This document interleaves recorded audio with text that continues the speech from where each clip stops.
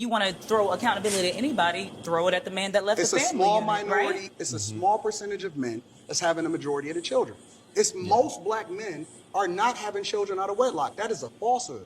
And so when we sit here, when we want to solve for a problem, we solve for the majority, not the minority. And when you look at the statistics, most black men are not having children out of wedlock. It's a small minority of men that's having the majority of the children with a whole lot of women. And is that you got that from a .org or a dot? How do a woman have a child without a wedlock without the man too? What I'm saying is, if we got 99% of the men, and we said we're gonna hold all of them accountable. No, I'm saying like if the woman had the child at wedlock, she didn't have it by herself. So did he. If we got 99% of men to do the right thing, it takes 1% of men to populate the majority of the women. True indeed. So even if you hold all men accountable, it doesn't solve for the problem. No, it's not about. This narrative sounds utterly ridiculous to me because it makes it seem like black men are like Nick Cannon and Cam Newton. And we all know that the average black man walking the street isn't nearly as successful and financially stable. And so women are not like all sleeping with the same guys and having children by all of these guys, and it's only a handful of men populating the African American community. The world is big as hell. So imagine how big the United States is.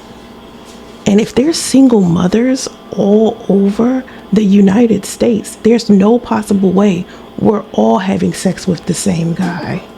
And as far as data goes, I've noticed that black men will listen to statistics when it benefits their narrative. But whatever goes against what they're trying to say, they refuse to believe that that research is done accurately. And from me being a data analyst for the many years that I was, I can tell you that data is definitely manipulated. And sometimes the sample sizes are so incorrect that the results end up being inaccurate regardless. Like when you're doing research, you can find as much data as possible to support whatever narrative you are trying to push. Like, use logic here. These are different men from different backgrounds. Like, a lot of the single moms I know don't even have multiple baby daddies. And a lot of the single fathers I know don't even have multiple baby daddies. You understand what I'm saying? It could just be my social circle particularly, because at the end of the day, I'm the only one that's not married in my social circle. Even the single mothers I know got remarried. Relationship breakdowns happen everywhere. Relationships ending is not unique to black men and women. That's happening everywhere. So to blame it on a small group of people simplifies a much bigger problem. There are a lot of black men fathering children that come from all walks of life. And there are so many systematic challenges that play a role in this situation, like poverty and job security and racism and all types of stuff, right? And every time you see a single mother, it doesn't mean you automatically are going to find an absent father. A lot of these men are good single fathers.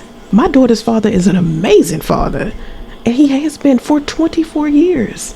And then we have to factor in the people who are choosing single parenthood on purpose. This is not always about women being irresponsible with their box. It's way more complicated than that. This oversimplification fallacy is detrimental.